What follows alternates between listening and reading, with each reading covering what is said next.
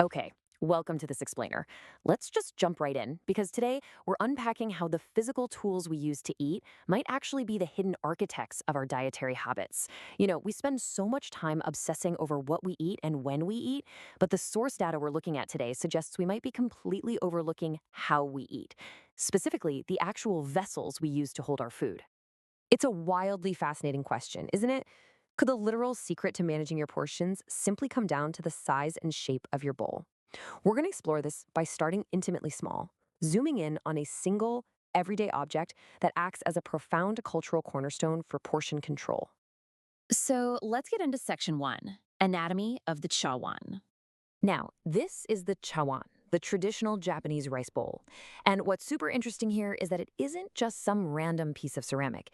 It's a vessel deliberately engineered for a specific physiological purpose. It's designed to be comfortably cupped in one single hand while you eat. And because of that specific shape and size, it's meant to hold a single serving of cooked rice without spilling over the edge. It essentially caps your carbohydrate intake naturally before you even take your first bite. To put that into perspective, if you filled a standard chawan right up to the absolute brim, the total physical volume is roughly 1.25 to 1.7 US cups. But obviously, you don't eat rice filled to the very brim. The standard serving placed inside is precisely 3/4 to 1 US cup. That translates to roughly 150 grams of cooked rice. It creates this hard physical boundary for a meal's baseline calories. Moving right along to section 2, Asian rice vessel comparison. Let's zoom out and see how this plays out across different regions. Comparing this precise 150-gram serving against other dietary cultures across Asia brilliantly illustrates a dramatic shift as we cross geographical borders. Just look at how the vessel transforms. We start with the small Japanese chawan holding roughly 1 cup. Moving over to Vietnam and Cambodia, the primary vessels shift to medium bowls or small shared plates, where the rice volume bumps up to 1 to 1.5 cups. By the time we reach the Philippines and Thailand, the vessel has flattened out completely into flat plates, accommodating a heavier baseline mound of 1.5 to 2 or more cups. And finally, looking at India and Pakistan, the primary vessels are large traditional thalis or flat dinner plates, where portions expand all the way up to 2.5 cups or more. The geometry of the dish literally alters the volume of the meal. Which brings us to section 3, dietary fats and sauces. But hey, the story definitely doesn't end with just the volume of the rice, because what the research shows is an incredible correlation between the vessel size and the actual fat profile of the regional diet. Notice how the small Japanese bowl pairs with an ultra-low fat profile. We're talking soy, mirin, and light dashi broths with virtually zero dairy or butter. It's a contained vessel for contained calories. Contrast that sharply with the large flat plates and thalis of India and Pakistan. Those massive flat surface areas easily accommodate high-fat gravies, heavy use of ghee, which is clarified butter, heavy creams, and dense cheeses like palak paneer. Right in the middle, you see the Philippines and Thailand utilizing flat plates for rich coconut milk, palm oil, and rendered pork fats. The vessel doesn't just dictate how much starch you eat, it dictates the density and richness of the sauces you pour over it. All right, let's jump into section 4, the mechanics of eating. So the vessel is really only half the equation.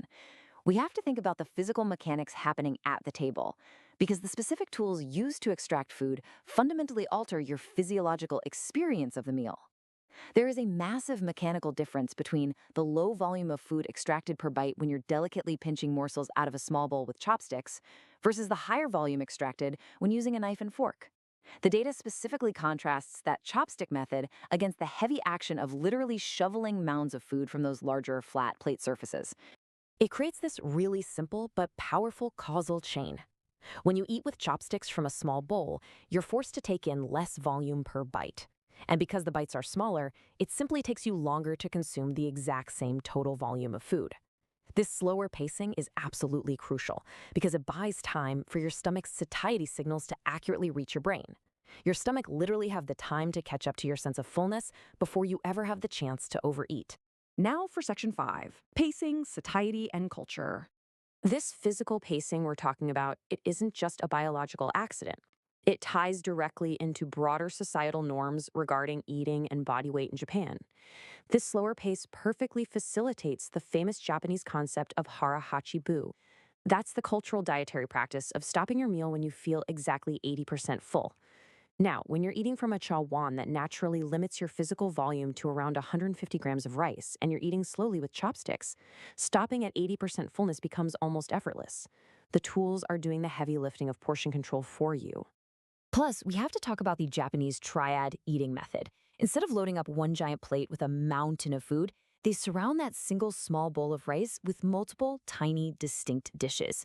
This is designed to maximize diverse flavor profiles, and it pairs so naturally with the small rice bowl because it completely re-engineers the reward of the meal. Instead of satisfying your appetite with massive physical volume, you're satisfying your palate with an immense variety of flavors. Now, as we look at the holistic picture of how these structural eating habits operate, we also have to note the societal context provided by our sources. As a neutral sociological observation, the data points out that these dietary practices operate alongside a health culture in Japan that exhibits intense fat shaming towards the general population. There's immense social pressure maintained around body weight, with traditional sumo wrestlers being a notable culturally sanctioned exception. So it's this really complex intersection of highly engineered eating tools, cultural philosophies, and intense societal expectations. So as we wrap up this explainer, I want to leave you with this thought. The next time you sit down for a meal, look closely at your table. Look at the size of your plate, the depth of your bowl, and the utensils in your hand.